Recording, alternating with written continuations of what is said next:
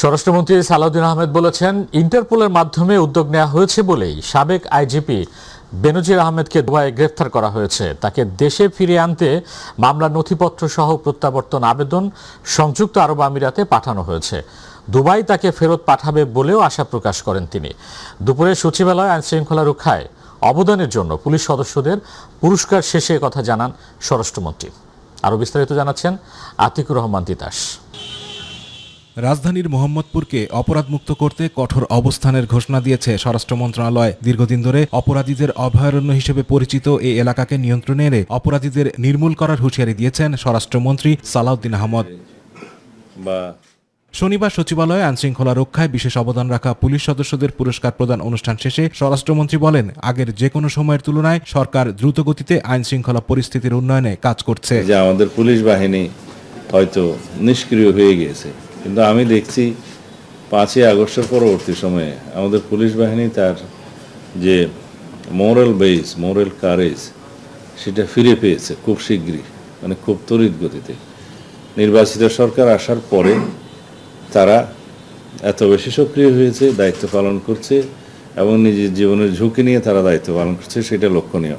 এ সময় সাবেক আইজিপি বেনজির আহমদকে দুবাইয়ে গ্রেফতারের বিষয়েও কথা বলেন স্বরাষ্ট্রমন্ত্রী। সমস্ত কাগজপত্র, ওয়ারেন্ট, মামলার বিবরণী সহ এখানে অনেক কাগজ দিতে হয়, সেগুলো আবার আরবিতে ট্রান্সলেট করতে হয়। আমাদের অফিসাররা রাতে 9টা পর্যন্ত কাজ করেছে সেদিন, 144 পাতা। সেটা আমি সংসদে বসে রাতে 10টা বাজে সাইন করেছি এবং সেই দিনই পাঠিয়েছে আমাদের পররাষ্ট্র মন্ত্রণালয়ে। মাননীয় পররাষ্ট্রমন্ত্রীকে আমি একটা আনঅফিসিয়াল কপিও সেদিন হ্যান্ড ওভার করেছি। অফিসিয়ালি তারপরের দিন সকালবেলা আমাদের সচিব, সিনিয়র সচিব, পররাষ্ট্র মন্ত্রণালয়ের সচিবের সাথে সশরীরে সাক্ষাৎ করে সেটা হ্যান্ড ওভার করেছে। এদিকে 23 জুন প্রতিষ্ঠাবার্ষিকীকে কেন্দ্র করে কার্যক্রম নিষিদ্ধ আওয়ামী লীগের সম্ভাব্য কর্মসূচি নিয়েও সতর্কবার্তা দেন তিনি। উচ্ছৃঙ্খল আচরণ করা হলে নিরাপত্তা বাহিনী প্রয়োজনীয় ব্যবস্থা নেবে বলেও জানান স্বরাষ্ট্রমন্ত্রী। তাতে সমাজ এবং আতিকুর রহমান তিতাস, মাই টিভি। আগামী 21 থেকে 26 জুন প্রধানমন্ত্রী তারেক রহমানের মালয়েশিয়া ও চীন সফর করবেন। মালয়েশিয়া সফরে মুক্ত বাণিজ্য শ্রমবাজারের সংকট সমাধান নিয়ে আলোচনা হবে, আর চীন সফরে 13টি সমঝোতা ও 2টি চুক্তি সইয়ের সম্ভাবনা রয়েছে। এছাড়া তিস্তাসহ সমন্বিত নদী ব্যবস্থাপনা ও সামরিক সহযোগিতা নিয়ে আলোচনা হবে বলে জানিয়েছেন পররাষ্ট্র সচিব আসাদ আলম সিয়াম।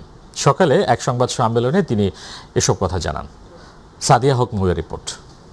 ফেব্রুয়ারিতে সরকার গঠনের পর প্রথমবারের মতো বিদেশ সফরে যাচ্ছেন প্রধানমন্ত্রী তারেক রহমান। দক্ষিণ পূর্ব এশিয়া ও পূর্ব এশিয়ার দুই গুরুত্বপূর্ণ অংশীদারী দেশ মালয়েশিয়া ও চীন সফরকে ঘিরে কূটনৈতিক অঙ্গনে তৈরি হয়েছে বাড়তি আগ্রহ। শনিবার পররাষ্ট্র মন্ত্রণালয়ের এক ব্রিফিংয়ে পররাষ্ট্র সচিব আসাদ আলম সিয়াম জানান, চীন সফরে 2টি চুক্তি এবং 13টি সমঝোতার স্মারক স্বাক্ষরে আশা করছে বাংলাদেশ। সফরে চীনের প্রধানমন্ত্রীর সঙ্গে দ্বিপাক্ষিক বৈঠকে বাণিজ্য, বিনিয়োগ, অবকাঠামো ও উন্নয়ন সহযোগিতা গুরুত্ব পাবে। বিভিন্ন প্রাইভেট সেক্টরের সাথে মাননীয় লিডারশিপের সাথে মাননীয় প্রধানমন্ত্রীর সাক্ষাৎ হবে এবং আপনি এও জানেন যে যেটা আমরা বলেছি যে একটা ইনভেস্টমেন্ট ফোরাম হবে। সুতরাং নিশ্চয়ই আমরা চীনা বিনিয়োগ বাংলাদেশে চাই। সফরে আরেকটি গুরুত্বপূর্ণ বিষয় তিস্তা মহাপরিকল্পনা ও নদী ব্যবস্থাপনা। এই নিয়ে দুই দেশের মধ্যে সহযোগিতা বাড়ানোর বিষয়ে আলোচনা হওয়ার কথা রয়েছে। বিশেষত মালয়েশিয়ার বিভিন্ন সেক্টরে নতুন বাংলাদেশি কর্মী নিয়োগের অনুরোধ, অধিক সংখ্যক পেশাজীবী নিয়োগ এবং বাংলাদেশি কর্মীদের দক্ষতা উন্নয়নের বিষয়টি গুরুত্বের সাথে আমরা তুলে ধরব। অন্যদিকে মালয়েশিয়া সফরে সবচেয়ে গুরুত্ব পাবে শ্রমবাজার। বাংলাদেশ থেকে আরও বেশি কর্মী নিয়োগ সহজ করার বিষয়ে আলোচনা করা হবে। এছাড়া আসিয়ানে বাংলাদেশের সদস্যপদ পেতে মালয়েশিয়ার সমর্থনও চাইবে ঢাকা। আসিয়ান এবং বিশ্বব্যাপী মালয়েশিয়া একটা আমাদের জোরালো সমর্থক, সুতরাং ওই বিষয়গুলোই আরো আলোচনায় আসবে। সফরে দেশটির প্রধানমন্ত্রী এবং রাজার পাশাপাশি বেসরকারি বিনিয়োগকারীদের সঙ্গেও বৈঠক করবেন প্রধানমন্ত্রী তারেক রহমান। সাদিয়া হক মৌ, মাই টিভি, ঢাকা। চাঁপাইনবাবগঞ্জের শিবগঞ্জ উপজেলার চৌকা সীমান্ত দিয়ে ২০ জনকে বাংলাদেশে পুশিনের চেষ্টা করেছে ভারতীয় সীমান্তরক্ষী বাহিনী বিএসএফ। তবে বর্ডার গার্ড বাংলাদেশ বিজিবির তাৎক্ষণিক তৎপরতায় সেই চেষ্টা ব্যর্থ হয়েছে। ভোর ৬টার দিকে চৌকা বিওপির দায়িত্বপূর্ণ সীমান্ত এলাকায় এই ঘটনা ঘটে। জানা গেছে, পুশিনের চেষ্টা করা ব্যক্তিদের মধ্যে ১১ জন নারী, ৫ জন পুরুষ এবং ৪ জন শিশু রয়েছেন। বর্তমানে তারা সীমান্তের শূন্যরেখা থেকে প্রায় ১০০ গজ ভারতের অভ্যন্তরে অবস্থান করছে। ৫৯ বিজিবি মহানন্দা ব্যাটালিয়নের অধিনায়ক লেফটেন্যান্ট কর্নেল মোহাম্মদ তাজুল ইসলাম চৌধুরী জানান, খবর পাওয়ার পর বিজিবির টহল দল দ্রুত ঘটনাস্থলে পৌঁছে ভারতীয় সীমান্তের ভেতরেই তাদের প্রতিহত করে। তিনি আরও জানান, এ ঘটনায় বিএসএফকে পতাকা বৈঠকের জন্য আহ্বান জানানো হয়েছে। পাশাপাশি সীমান্ত এলাকার টহল ও নজরদারি আরও জোরদার করা হয়েছে। আর দর্শক, এই মুহূর্তে চাঁপাইনবাবগঞ্জ থেকে বিষয়ে আরো তথ্য জানাচ্ছেন সহকর্মী মনিরুল ইসলাম দোয়েল। ধন্যবাদ আপনাকে। আমি বর্তমানে দাঁড়িয়ে রয়েছি চাঁপাইনবাবগঞ্জের শিবগঞ্জ উপজেলার চৌকা সীমান্তে।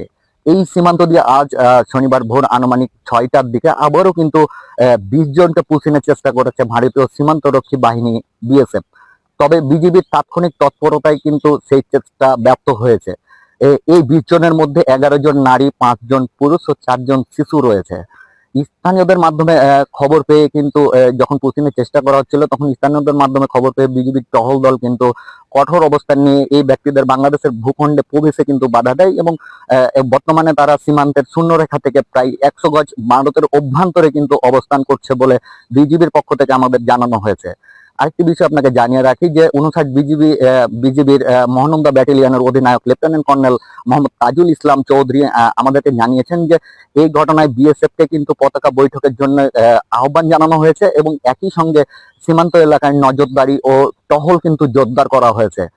আরেকটি বিষয় আপনাকে জানিয়ে রাখি যে সাম্প্রতিক সময়ে কিন্তু চাঁপাইনবাবগঞ্জ সীমান্তে কিন্তু পুশিনের একাধিক ঘটনা ঘটেছে। এই ঘটনার পর থেকে কিন্তু সীমান্ত এলাকা জুড়ে বেশ একটি উত্তপ্ত পরিস্থিতি তৈরি হয়েছে। এই ছিল চাঁপাইনবাবগঞ্জ সীমান্ত থেকে সর্বশেষ পরিস্থিতি। প্রধানমন্ত্রীর বিদেশ সফরকে কেন্দ্র করে একটি মহল এক ধরনের উস্কানির মাধ্যমে নেতিবাচক পরিস্থিতির সৃষ্টি করার চেষ্টা করছে বলে মন্তব্য করেছেন বিএনপির সিনিয়র যুগ্ম মহাসচিব ও প্রধানমন্ত্রীর রাজনৈতিক উপদেষ্টা রুহুল কবির রিজভী। সকালে Ramna engineering institution nationalist ICT forum আয়োজিত সেমিনারে প্রধান অতিথির বক্তব্যে এসব কথা বলেন তিনি। আর বাংলাদেশ নানাভাবেই বিভিন্ন বিষয়কে কেন্দ্র করে উস্কানির ইঙ্গিত পাওয়া যাচ্ছে উল্লেখ করে তিনি বলেন, এই সরকার এমন কিছু করবে না যাতে স্বাধীনতার সার্বভৌমত্ব বিঘ্নিত হয়। শক্তিশালী পররাষ্ট্র নীতি থাকতে হবে এবং সেই নীতির উপর ভিত্তি করেই বিভিন্ন দেশে আমাদের কার্যক্রম বৃদ্ধি করতে হবে। তারই অংশ হিসেবে দেশের প্রধানমন্ত্রী আগামীকাল তিনি ২টি দেশ সফরে যাচ্ছেন। আমি আগেই বলেছি, কেন জানি আমার কাছে মনে হচ্ছে যে বাংলাদেশে নানাভাবেই বিভিন্ন ধরনের উস্কানির একটা আবছা আমরা ইঙ্গিত পাচ্ছি বিভিন্ন কথাবার্তায়, বিভিন্ন রাজনৈতিক কর্মকাণ্ডে। গোটা নেশনকে যদি আমরা এই কি বলে সফটওয়্যার, তথ্য প্রযুক্তি, যোগাযোগের মধ্যে যদি আমরা নিয়ে আসতে পারি এবং এই হিসাবে যদি নেশনটাকে আমরা গড়ে তুলতে পারি, আমাদের বেকারত্ব, আমাদের হতাশা, সমস্ত কিছু আমরা দূরীভূত করে মোটামুটি সচ্ছল জায়গায় আমরা দাঁড়াতে পারি। সিলেটকে আন্তর্জাতিক মানের পর্যটন ও বিমান যোগাযোগের কেন্দ্র হিসেবে গড়ে তোলার পরিকল্পনার কথা জানিয়েছেন বেসামরিক বিমান পরিবহন ও পর্যটন মন্ত্রী আফরোজা খানম রিতা। তিনি বলেছেন, সরকারের নতুন পর্যটন উন্নয়ন পরিকল্পনায় সিলেটকে সর্বোচ্চ অগ্রাধিকার দেওয়া হচ্ছে। সিলেটের বিমানবন্দরকে আন্তর্জাতিক মানে উন্নীত করার কাজ শিগগিরই শুরু হবে। পাশাপাশি এই অঞ্চলের অন্যান্য বিমানবন্দর উন্নয়নেও প্রধানমন্ত্রীর নির্দেশনায় প্রয়োজনীয় উদ্যোগ নেওয়া হবে। মৌলভীবাজারের শ্রীমঙ্গল উপজেলার ফুলছড়া চা বাগানে ৩ দিনব্যাপী হারমোনি ফেস্টিভ্যাল সিজন ২ এর উদ্বোধনী অনুষ্ঠানে প্রধান অতিথির বক্তব্যে এসব কথা বলেন তিনি। আন্তর্জাতিক মানে তৈরি করতে, ট্যুরিজম বলেন, এয়ারপোর্ট বলেন, সবকিছুকে আন্তর্জাতিক মানে করতে পারে। কারণ আমি যখন লন্ডনে গিয়েছি তখন সব এখানে সিলেটে যারা ছিলেন সবার দাবি ছিল যে এটা আন্তর্জাতিক এয়ারপোর্ট যেন করা হয়। তো সেইখানে আমরা কাজ করছি। আপনারা অবশ্যই জানেন যে আমরা এই সিলেট এয়ারপোর্টটাকে আমরা আন্তর্জাতিক মানে করার কাজ শুরু হবে আমাদের অঞ্চলেই। পাশাপাশি আপনাদের যে অন্যান্য এয়ারপোর্টগুলি আছে সেগুলির ব্যাপারে কি করা যায় সেদিকে আমরা মাননীয় প্রধানমন্ত্রীর নির্দেশে কাজে নিয়ে যাব। আর ট্যুরিজম বিশেষ করে আমরা এখন ট্যুরিজমটা নিয়ে বেশি কাজ করছি, সেই কাজটা নিয়ে প্রথম আমরা বিভাগ দিচ্ছি সিলেটে। গণভোটের রায় বাস্তবায়ন, জনদুর্ভোগ নিরসন ও দ্রব্যমূল্য নিয়ন্ত্রণ সহ কয়েকটি দাবিতে খুলনার ঐতিহাসিক সার্কিট হাউস ময়দানে 11 দলের বিভাগীয় সমাবেশ শুরু হয়েছে। জামায়াত ইসলামের সেক্রেটারি জেনারেল মিয়া গোলাম পরোয়ারের সভাপতিত্বে সমাবেশে প্রধান অতিথি হিসেবে গুরুত্বপূর্ণ বক্তব্য রাখবেন আমিরে জামায়াত ডাক্তার শফিকুর রহমান। এছাড়া নাহিদ ইসলাম, কর্নেল অলি আহমদ, মাওলানা মামুনুল হক সহ বিভিন্ন দলের শীর্ষ নেতারা বক্তব্য রাখবেন। সমাবেশকে কেন্দ্র করে সকাল থেকেই উৎসব মুখর হয়ে উঠেছে খুলনার সার্কিট হাউস এবং এর আশেপাশের এলাকা। ভোর থেকেই বিভাগের বিভিন্ন জেলা ও উপজেলা থেকে নেতাকর্মীরা ও সমর্থকরা মিছিল নিয়ে সমাবেশস্থলে প্রবেশ করে। বিদ্যুৎ, গ্যাস, নিত্য প্রয়োজনীয় দ্রব্যাদি যে খুলনা বিভাগীয় শাখা কর্তৃক আয়োজিত আমাদের সাবেক এমপি দর্শক, খুলনার ঐতিহাসিক সার্কিট হাউস ময়দানে চলছে 11 দলীয় ঐতিহাসিক সমাবেশ। আমরা এখন সরাসরি যুক্ত হচ্ছে সেখানে। অধিকার প্রতিষ্ঠার জন্য আসেন না, গণ অধিকার আজকে জনমানুষ জুলুম নির্যাতনের শিকার হচ্ছে। আমরা এই শিকার বৈষম্যের বিরুদ্ধে কথা বলার জন্য খুলনার এই সার্কিট হাউস ময়দানে এসেছি। ভাইয়েরা আমার, মনে রাখবেন, আজকে যদি জুলাই সনদ বাস্তবায়ন না হয়, জুলাই সনদ কি করে বাস্তবায়ন করতে হয়, এদেশের গণমানুষদেরকে নিয়ে আমরা সাথে নিয়ে দুর্বার আন্দোলন গড়ে তুলব ইনশাআল্লাহ। আপনারা রাজি আছেন? রক্ত দিয়েছেন জুলাই সনদে। যদি এই জুলাই সনদ বাস্তবায়ন করতে নতুন বাংলাদেশ গড়তে আবারও রক্ত দিতে হয়, আবারও ডাক আসে, আপনারা রাজি আছেন? আপনারা রাজি আছেন? ইনশাআল্লাহ আমরা এই জুলাই সনদ বাস্তবায়ন না হওয়া পর্যন্ত, নতুন বাংলাদেশ না হওয়ার পর্যন্ত আমরা ঘরে ফিরে যাব না ইনশাআল্লাহ। আমি এই খুলনার এই সার্কিট হাউসে এই কথা বলেই আমি আপনাদের কাছ থেকে বিদায় নিচ্ছি। আসসালামু আলাইকুম ওয়া রাহমাতুল্লাহি ওয়া বারাকাতুহু। কুষ্টিয়া পৌরসভার বর্জ্য ব্যবস্থাপনায় চরম অব্যবস্থাপনার অভিযোগ উঠেছে। জনবসতিপূর্ণ এলাকার পাশেই দীর্ঘদিন ধরে ফেলা হচ্ছে শহরের সংগ্রহ করা ময়লা আবর্জনা। ফলে সৃষ্টি হয়েছে দুর্গন্ধময় পরিবেশ, যা এখন স্থানীয়দের দৈনন্দিন জীবনে চরম দুর্ভোগের কারণ হয়ে দাঁড়িয়েছে। প্রতিনিধি আব্দুর রাজ্জাক বাচ্চুর পাঠানো তথ্য ও চিত্রে বিস্তারিত জানাচ্ছেন জুবাইর রহমান। প্রায় 43 বর্গ কিলোমিটার আয়তনের কুষ্টিয়া পৌরসভায় বসবাস করছে প্রায় 2,30,000-এরও বেশি মানুষ। এই বিশাল জনপদের বিভিন্ন এলাকা থেকে সংগ্রহ করা বর্জ্য ফেলা হচ্ছে শহরের পাশেই ঘনবসতিপূর্ণ এলাকায়। কার্যকর বর্জ্য ব্যবস্থাপনার অভাবে সেখানে জমে উঠেছে ময়লার স্তূপ। বর্ষা মৌসুমে বৃষ্টির পানিতে এই বর্জ্য গলে ছড়িয়ে পড়ছে আশপাশের সড়কে, ফলে বাড়ছে দুর্গন্ধ, দূষণ ও জনস্বাস্থ্য ঝুঁকি। এ অবস্থায় ক্ষুব্ধ স্থানীয় বাসিন্দারা বলছেন, দীর্ঘদিন ধরে সমস্যা চললেও কার্যকর কোনো সমাধান নেয়নি কর্তৃপক্ষ।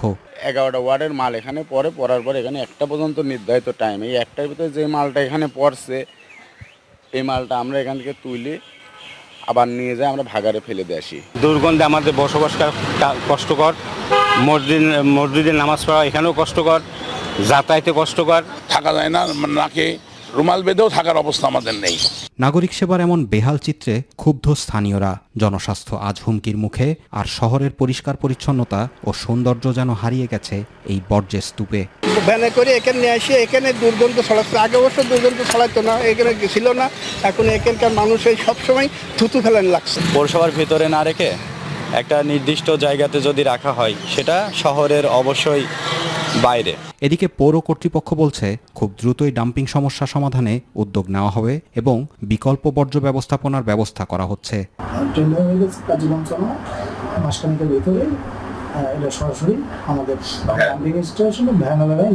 নিজস্ব বাউন্ডারি করা দরকার, যাতে ময়লাগুলো সেই ক্যাম্পাসের বাউন্ডারির মধ্যে ফেলে। আপনাদের এই আবর্জনাগুলো নির্দিষ্ট একটি জায়গায় ফেলবেন, যাতে জনদুর্ভোগ না হয়। নগর উন্নয়নের প্রতিশ্রুতি যেখানে পরিচ্ছন্নতার উপর নির্ভরশীল, সেখানে কুষ্টিয়ার এই বর্জ্য সংকট এখন নাগরিক জীবনের বড় প্রশ্ন হয়ে দাঁড়িয়েছে। স্থানীয়দের একটাই দাবি, এই ময়লার দুর্ভোগ থেকে দ্রুত মুক্তি। জুবাইর রহমান, মাই টিভি নিউজ।